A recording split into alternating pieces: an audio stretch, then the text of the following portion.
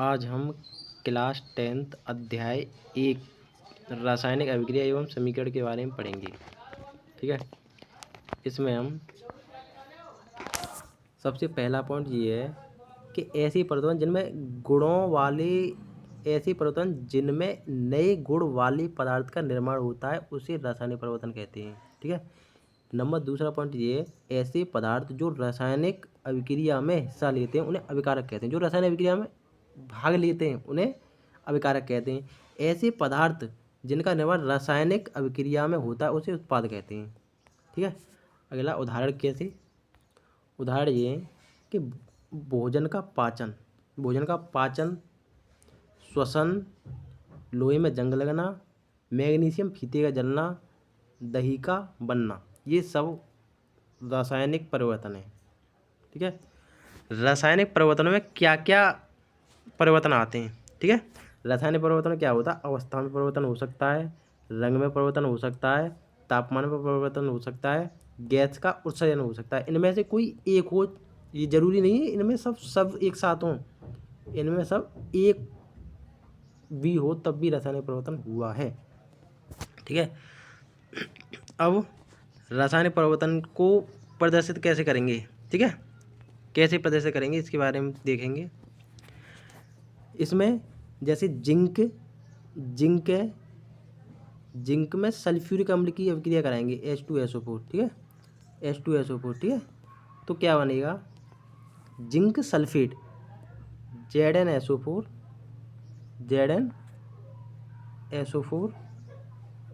Plus H2।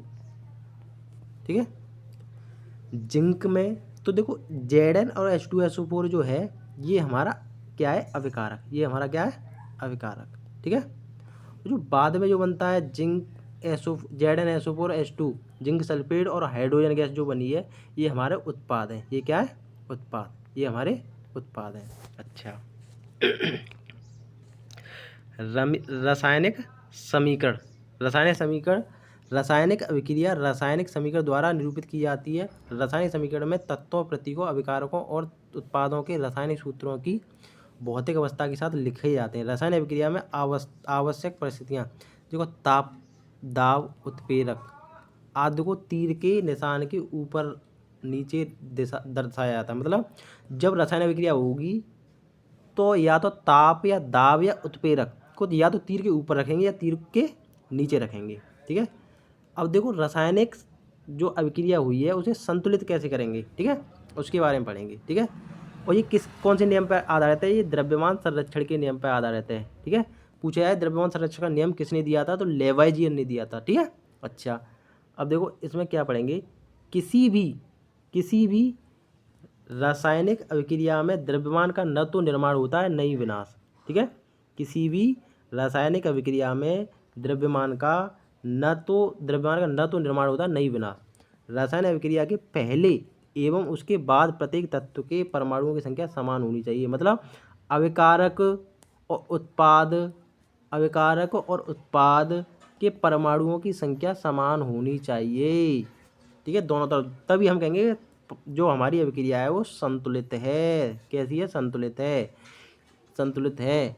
ठीक है, अब हम संतुलित कैसे करते हैं, हिट एंड ट्रायल मेथड से करते हैं। ठीक है, हिट एंड ट्रायल मेथड क्या है आगे हम समझेंगे, हिट एंड ट्रायल मेथड क्या है। ठीक है, जैसे इसमें हम समझेंगे, जैसे Fe आयरन है, इसे ही लोहा कहते हैं। ठीक है, आयरन या लोहा, हम आयरन पे क्या होता है, जंग लग जाती है। क्या लग जाती है, जंग। आयरन पे क्या लग जाती है, जंग। तो क्या बनता है Fe2O3, ये जंग का फॉर्मूला है Fe2O3। ठीक है, और हाइड्रोजन गैस का निर्माण होता है। ठीक है, Fe2O3 ये जंग का फॉर्मूला है। लोहे पे जब जंग लगती है H2SO4 Fe आपस में क्रिया करते हैं तो Fe2O3 हाइड्रोजन गैस बनता है। देखो इसे हम संतुलित कैसे करेंगे, देखो अब हम संतुलित करने के लिए क्या करेंगे, संतुलित करने के लिए हम ये देखेंगे कि Fe के कितने परमाणु हैं इधर, Fe के कितने परमाणु। ठीक है, अब ये देखेंगे Fe के कितने परमाणु हैं। ठीक है, अच्छा Fe के देखेंगे, देखो Fe इधर है 2 और इधर है 1। अच्छा, हाइड्रोजन कितने हैं, इधर 2 है, इधर भी 2 है। ऑक्सीजन कितने हैं, इधर 3 है, तो इधर भी 3 करेंगे। इधर 3 करने के लिए हाइड्रोजन के वो जो जल के आगे कितने रखेंगे, 3। कितने रखेंगे, 3। जल के आगे कितने रखेंगे, 3। जल के आगे कितने रखेंगे, 3। देखते हैं अभी, ठीक है। अच्छा, अब आगे आगे क्या करेंगे, अब हाइड्रोजन कितने हो गए, 6। और यहाँ हाइड्रोजन कितने, 2। तो यहाँ पे भी 3 रखेंगे, तो हाइड्रोजन कितने हो गए, हाइड्रोजन के पूरे हो गए, ठीक है। ऑक्सीजन कितने हो गए, अब यहाँ पे 3, यहाँ पे ऑक्सीजन 3, ठीक है। यहाँ पे 2 कर दो बस, बराबर 2Fe plus 3H2O plus Fe2O3 plus 3H2, ठीक है। ये हमारी सभी अभिक्रिया हो गई संतुलित, ठीक है। यहाँ देख सकते हैं ये 3Fe ना, 3Fe प्लस 4H2O, यहाँ तो 3Fe, अच्छा वहाँ पे तो 2 है Fe, वहाँ पे तो Fe के 2 है, ये गलत लिखा हुआ है।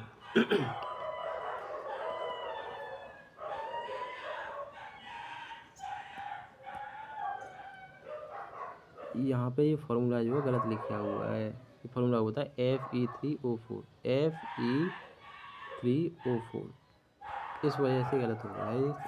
कैसे करेंगे देखो, आगे देखेंगे। जैसे यहाँ पे सीखेंगे हम संतुलित करना, वो गलत हो गया वो उसमें पीछे, ठीक है। अच्छा, इसमें क्या देखेंगे देखो, यहाँ पे क्या है, हमारे हाइड्रोजन के 4 हैं, 4 दूनी 8 हो गए हाइड्रोजन के। यहाँ हाइड्रोजन के 4 रखना पड़ेंगे, यहाँ कितने रखने पड़ेंगे, 4। यहाँ कितने रखेंगे, 4 रखने पड़ेंगे। अब यहाँ पे अब आयरन के 3 है, तो आयरन के 3 करने के लिए यहाँ पर 3 रखने पड़ेंगे, ठीक है। आयरन के 3 रखने पड़ेंगे। इसके बाद क्या करेंगे, यहाँ पे संतुलित हो गई अभिक्रिया जो हमारी है, ठीक है।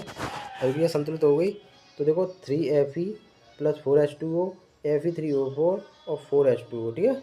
अच्छा, इसमें क्या है, इसमें ये है सभी परमाणुओं की संख्या दोनों ओर, सभी परमाणुओं की संख्या अभिक्रिया के दोनों ओर समान है, ठीक है। अच्छा, आगे क्या पढ़ेंगे,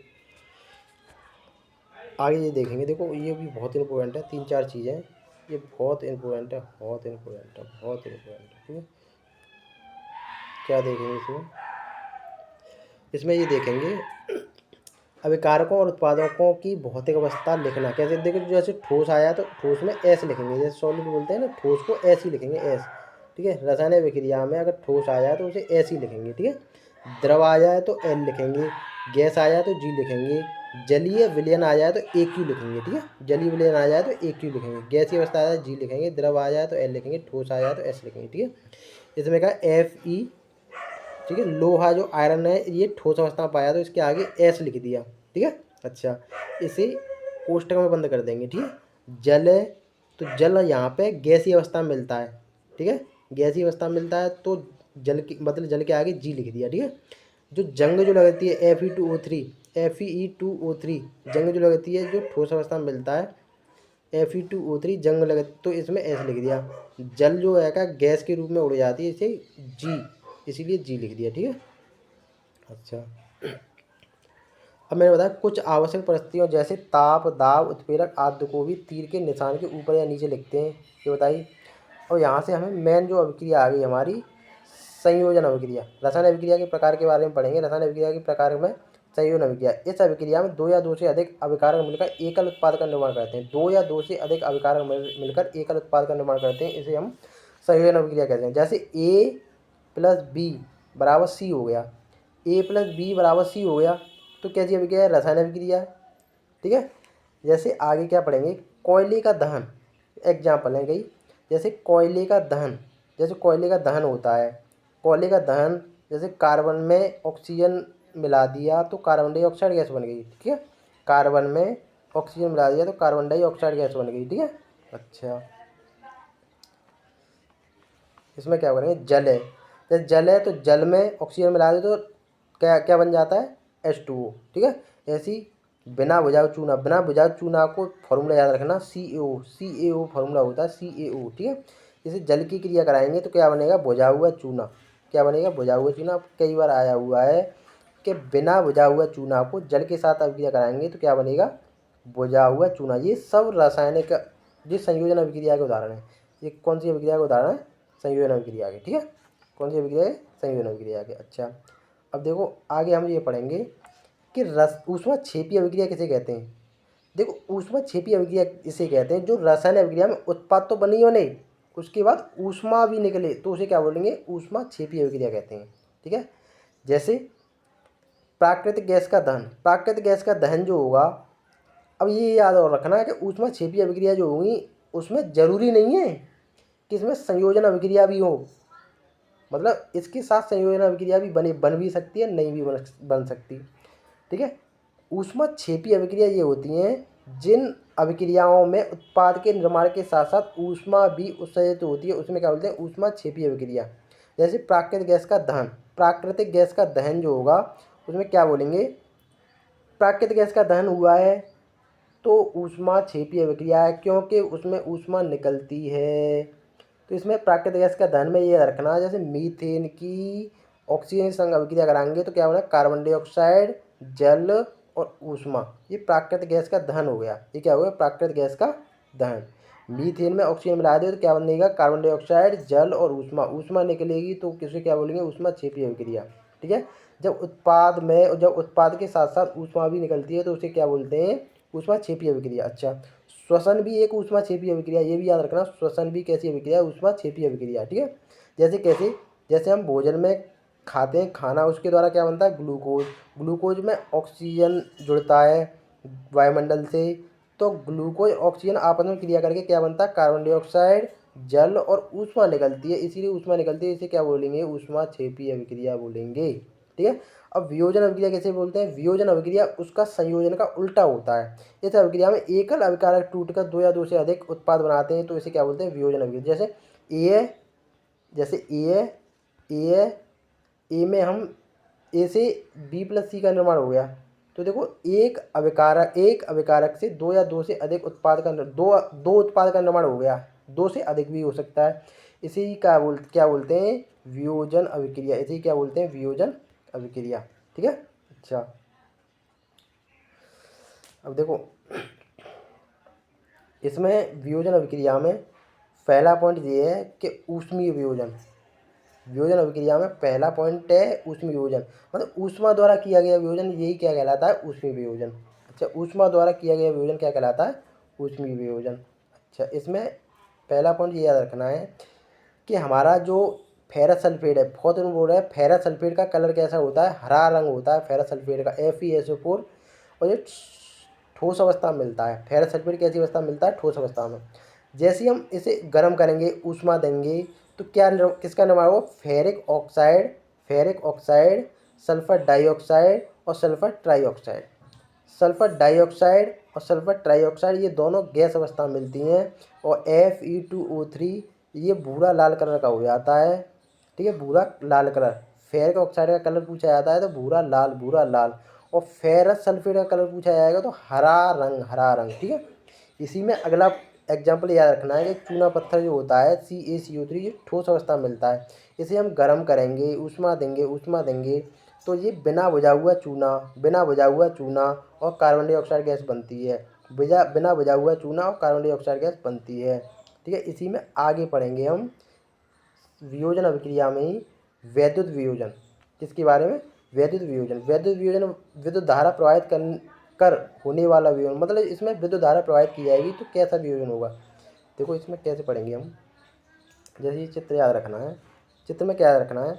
जैसे इसमें ये मग है, मग में क्या करेंगे? हम जल डालेंगे। ठीक है, इसमें दो रोड हैं,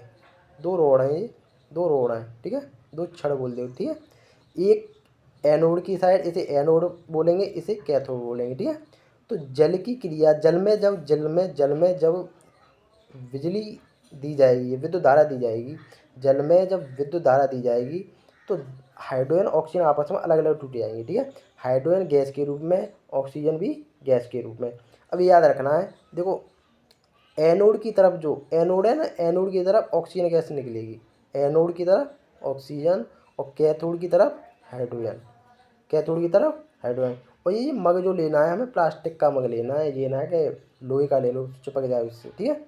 ठीक है, अच्छा इतना ही है। बस इसमें यह रखना है कि जल के संग जल में जब विद्युत धारा दी जाती है तो ये हाइड्रोजन ऑक्सीजन में टूट जाता है। ठीक है, हाइड्रोजन और ऑक्सीजन में टूट जाता है। और जो एनोड की तरफ ऑक्सीजन, ये क्वेश्चन आया हुआ है, एनोड की तरफ क्या निकलता है? ऑक्सीजन। और कैथोड की तरफ क्या निकलता है? हाइड्रोजन। ठीक है, अच्छा आगे देखते हैं।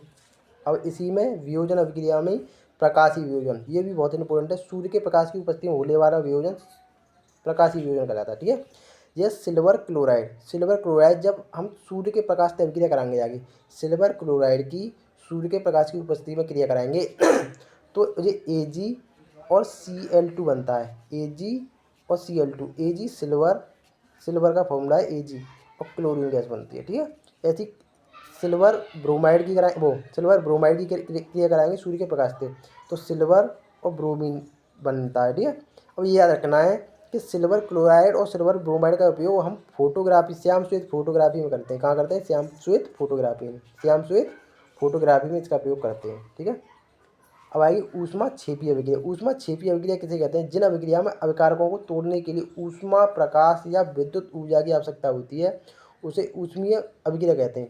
इसमें ऊष्मा देनी पड़ती है, जिन अभिक्रिया में अभिक्रिया को तोड़ने की ऊष्मा देनी पड़ती है। जैसे हमें वियोजन अभिक्रिया के बारे में ऊपर जो पढ़े, उसमें सब में ऊष्मा देनी पड़ी है, तो वो कैसी अभिक्रिया? ऊष्मा शोषी अभिक्रिया हो गई। कैसी अभिक्रिया हो गई? ऊष्मा शोषी अभिक्रिया। अब आएगी विस्थापन अभिक्रिया। जिन अभिकारकों में अधिक क्रियाशील तत्व कम क्रियाशील तत्व को उनके यौगिक से विस्थापित कर देता है, उसे विस्थापन अभिक्रिया कहते हैं। ठीक है, जैसे लोहा कॉपर सल्फेट की क्रिया कराएंगे तो ये देखना पड़ेगा कि अभिक्रियाशीलता में कौन ताकतवर है इन दोनों में। ठीक है, अगले चैप्टर में पढ़ेंगे हम Fe और CuSO4 में कौन ताकतवर है। तो Fe ज़्यादा ताकतवर होता है कॉपर से, तो FeSO4 के संग क्रिया कर लेता है, तो बाद में क्या बचता है? Cu। बहुत इंपॉर्टेंट अभिक्रिया है ये कि Fe कॉपर सल्फेट के संग अभिक्रिया करेगी तो FeSO4 फेरस सल्फेट और कॉपर का निर्माण होता है। ठीक है, इसमें क्या होता है? विस्थापन अभिक्रिया किसे कहते हैं? जो अधिक अभिक्रियाशील धातु कम अभिक्रियाशील धातु को विस्थापित कर दे, उसे हम क्या बोलते हैं? विस्थापन अभिक्रिया। इसका ये एग्जाम्पल है कि लोहा में जब CuSO4 की संग अभिक्रिया कराएंगे तो FeSO4 और कॉपर का निर्माण होता है। ठीक है, अब लोहे की कील पर भूरे रंग की कॉपर की परत जम गई। बाद में ये देखेंगे कि जो लोहे की कील है ना, उस पर कॉपर की परत जम गई। CuSO4 के नीले विलयन का FeSO4 के निर्माण के कारण जिंक में कॉपर सल्फेट मिलाएंगे, जिंक की क्रिया कॉपर सल्फेट में मिलाएंगे, ZnSO4 Cu का निर्माण होता है। ठीक है, जिंक कॉपर से अधिक अभिक्रियाशील तत्व, यही वजह से विस्थापन है होगा को। ठीक है, अच्छा द्विविस्थापन अभिक्रिया क्या बोलता है? द्विविस्थापन अभिक्रिया जाते बोलता है जिन अभिकारकों में उत्पादों का निर्माण दो यौगिकों के बीच आयनों का आदान प्रदान हुआ, भैया क्या बोलेंगे हम? द्विविस्थापन अभिक्रिया कहते हैं। ठीक है, जैसे Na2SO4 BaSO4 BaSO4 और NaCl। ठीक है, इसमें ये याद रखना है कि इसमें दो बार विस्थापन होगा। ठीक है, Na2 का किसके साथ हो गया? Na को Cl के संग BaSO4 बन गया, दो बार विस्थापन होगा, इसे दो विस्थापन अभिक्रिया करेंगे। इसमें आयनों का आदान प्रदान होता है। ठीक है, BaSO4 एक सफ़ेद अम्लीय अवक्षेप है, जी याद रखना है। BaSO4 है क्या है? ये सफ़ेद अम्लीय अवक्षेप है, ये घुलता नहीं है किसी में। ठीक है, इसीलिए इस अभिक्रिया को अवक्षेपण अभिक्रिया भी कहते हैं। ठीक है, द्विविस्थापन अभिक्रिया को किस नाम से और जाना जाता है? अवक्षेपण अभिक्रिया के नाम से। ठीक है, अवक्षेपण अभिक्रिया के नाम से। अच्छा, तो आगे है उपचयन और अपचयन अभिक्रिया। उपचयन किसे बोलते हैं? जब किसी पदार्थ में ऑक्सीजन की वृद्धि होती है तो उसे उपचयन अभिक्रिया कहते हैं। जैसे कार्बन में ऑक्सीजन मिला दो तो कार्बन में ऑक्सीजन जुड़ गया, तो ऑक्सीजन की वृद्धि हो गई कार्बन में, तो कार्बन डाइऑक्साइड का निर्माण हो गया, तो ये उपचयन अभिक्रिया है। ठीक है, कॉपर में ऑक्सीजन मिला दो तो ये हो गया कॉपर ऑक्साइड, इसमें ऑक्सीजन की वृद्धि हो गई। जैसे कॉपर ऑक्साइड में हाइड्रोजन में ऑक्सीजन जुड़ गया, तो ऑक्सीजन की वृद्धि होगी, तो इसे उपचयन अभिक्रिया कहेंगे। ठीक है, इसे उपचयन अभिक्रिया कहेंगे। ठीक है, अब अपचयन अभिक्रिया क्या होती है? जब किसी पदार्थ में ऑक्सीजन का ह्रास होता है, ऑक्सीजन का ह्रास हो गया तो किसे बोलेंगे? अपचयन अभिक्रिया।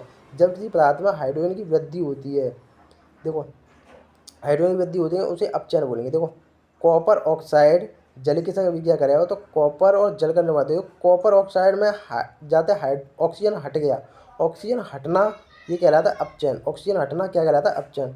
हाइड्रोजन में ऑक्सीजन जुड़ गया तो ऑक्सीजन जुड़ना क्या कहलाता है? उपचयन। ऑक्सीजन जुड़ना क्या कहलाता है? उपचयन। और हाइड्रोजन हटना क्या कहलाता है? अपचयन। इस अभिक्रिया में कॉपर ऑक्साइड और कॉपर में अपचयित हो जाता है, हाइड्रोजन उपचयित होकर जल बनता है। इस अभिक्रिया में उपचयन अपचयन दोनों हो सकते हैं, इसे रेडॉक्स अभिक्रिया कहते हैं। मतलब उपचयन और अपचयन दोनों अभिक्रिया हुए वही बोलेंगे हम रेडॉक्स अभिक्रिया। देखो इसमें उपचयन भी हो रहा है, इसमें अपचयन भी हो रहा है, इस अभिक्रिया को क्या बोलेंगे? रेडॉक्स अभिक्रिया। ठीक है, अच्छा रेडॉक्स अभिक्रिया।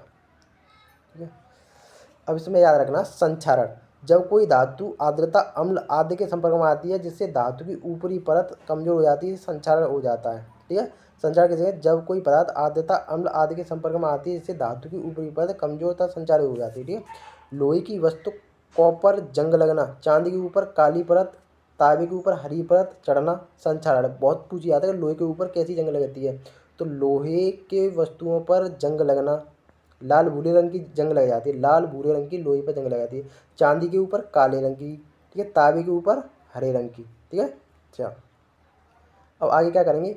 यशद लेपन, विद्युत लेपन पेंट करके संचार से धातुओं को बचाया जा सकता है। मतलब कैसे बचाया जा सकता है धातुओं को?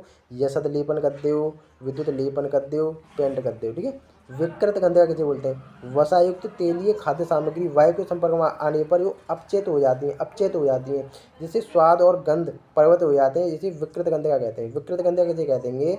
वसायुक्त या तेलीय खाद्य सामग्री जब वायु के संपर्क में आती हैं तो वह उपचयित हो जाती हैं, जिससे जिनका उनका स्वाद और गंध परिवर्तित हो जाते हैं, इसे विकृत गंधिका कहते हैं। अच्छा, विकृत गंधिका के उपाय क्या क्या हैं? इसके उपाय क्या क्या हैं? अच्छा, इसके उपाय हैं प्रत्यऑक्सीकारक का उपयोग करके, प्रत्यऑक्सीकारक का उपयोग करके। ठीक है, प्रत्यऑक्सीकारक का उपयोग करके। अच्छा, वायुरोधी बर्तन में खाद्य सामग्री रखकर वायु के स्थान पर नाइट्रोजन गैस द्वारा शीतलन द्वारा, ठीक है, ऐसे करके हम इन्हें विकृत गंधिका को सुरक्षित रख सकते हैं। ठीक है, अच्छा ये क्या हो गया?